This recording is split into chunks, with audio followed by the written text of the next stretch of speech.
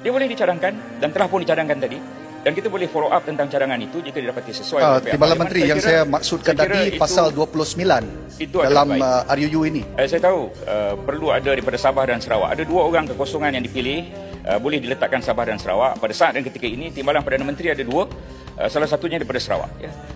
Isteri saya orang Sarawak juga lah. Jadi di situ dah ada komponen Sarawak. Jadi kalau tidak ada Sabah di antara dalam kumpulan jawatankuasa itu, ada 2 orang yang boleh dilantik. Kemungkinan seorang boleh daripada Sabah dan sudah ada daripada seorang daripada Sarawak. Putrajaya.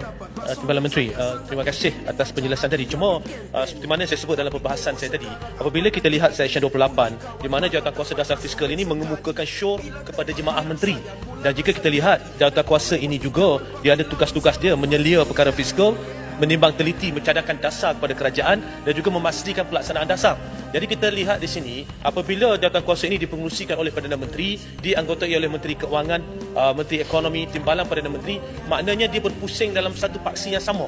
Kita tidak ada satu panduan atau ruang untuk kita berikan ada satu, as I said before, dengan izin sparring antara cadangan yang dibawa oleh jawatankuasa dengan apa yang boleh ditambah baik oleh anggota pentadbiran melalui Jemaah Menteri. Dan saya bagi contoh tadi apabila kita bercakap tentang Monetary Policy Council, ya, di mana dia dikauntai oleh governor, penolong governor, timbalan governor dan 2 anggota lain bebas. Jadi kalau kita dapat beri gambaran bahawa jawatankuasa ini satu jawatankuasa yang bebas, bawa kepada kerajaan, dibincangkan di peringkat menteri dan juga Jemaah Menteri, ia lebih baik. Jadi adakah kementerian akan mengambil tindakan sama ada mengubah Seksyen 28-29 ini ataupun apakah pendirian kementerian tentang hal ini? Terima kasih.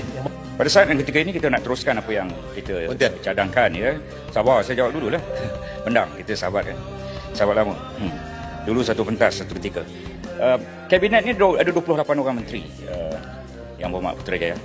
Dan dalam jawatankuasa ni, PM, TPM 2 orang, Menteri Ekonomi ada 4 orang. Ada 24 yang lain daripada menteri-menteri itu tidak berada dalam jawatankuasa ini. Berarti 24 menteri yang lain itu boleh memberikan pandangan yang berbeza daripada mereka yang menganggotai yang sama. Jadi saya kira untuk saat yang ketika ini kita teruskan. Sejak 2013 ini anggotanya. Kita ingin meneruskan setahun 2. Kalau kita ingin ubah, sebagaimana yang berhormat mana tadi mencadangkan supaya kita pindah pada tahun depan. Untuk sementara ini akta pertama, ini akta ibu. Kita teruskan apa yang ada dahulu. Apa yang tak puas hati? Yang berhormat Timbalan Menteri, saya punya concern adalah apabila diketuai oleh Perdana Menteri. Jadi yang dalam kabinet pun dipengerusikan oleh Perdana Menteri, itu antara komponennya dan turut dianggotai oleh Timbalan Perdana Menteri. Tapi kalau yang berhormat Timbalan Menteri sebut tadi akan dipertimbangkan, kemudian mungkin boleh dilihat kembali, dibawa kembali ke sini kemudian untuk kita tambah baik. Jadi kita nampak ada satu tata kelola, ada satu governance yang jauh lebih baik. Terima kasih yang berhormat. Terima kasih atas cadangan. Kita ambil ingatan berat tentang perkara itu. Yang berhormat Timbalan Menteri, masih banyak lagi nak jawab. Apa pasal waktu saya rasa itu silap tu, jam tu. Tidak silap. Tak silap, ya? Ya, masih banyak lagi nak jawab. Saya tarik balik. Banyak sebenarnya, banyak. Saya bagi masa tambahan 3 minit lagi. Sikit lagi. 30? 3 minit. 3 minit. Apa ni, yang berhormat Pontian? Okey. Yang berhormat Pontian. Pendang, ini penting, ini penting. Saya nak tanya. Bacok ada memberikan cadangan-cadangan yang baik. Saya nak bagi cadangan yang baik lah. Yang lain pun tadi disebut PAC. Disebut PAC. Tanjung Karang dia mengulangi apa yang saya bentangkan. Tak apa, teruskan. Saya nak sebut PAC ni memanglah tadi disebut Perdana Menteri, Menteri Kewangan orang sama, dia tak ada semak dan imbang. Jadi bagi kepada PAC juga terhad kepada kelulusan dan speaker. Sama ada nak bawa naik ke atas nak buat report, kami tak boleh nak terus pergi buat report tanpa kelulusan speaker. Yang ni pun nak kena cek balik. Lepas tu di RUU yang nak buat pindah ini, kenapa masuk Sabah dan Sarawak? Kalau begitu saya nak cadangkan semua negeri 14 ni mesti ada wakil untuk menjadi jawatankuasa. Kenapa Sabah dan Sarawak saja? Kami pun banyak cukai juga negeri lain. Ya, dalam MA 63 dalam pindahan perlembagaan yang kita ada bahawa kita ada 3 wilayah.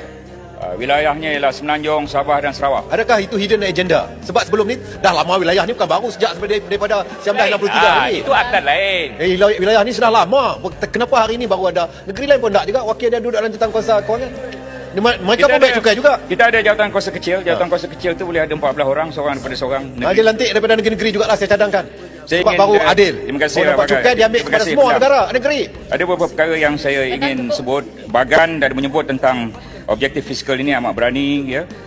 Deficit spending 3% boleh atau tidak saya dah sebut tadi, saya dah jawab. After the crowd, kau yakin perpaduan bisa bertahan?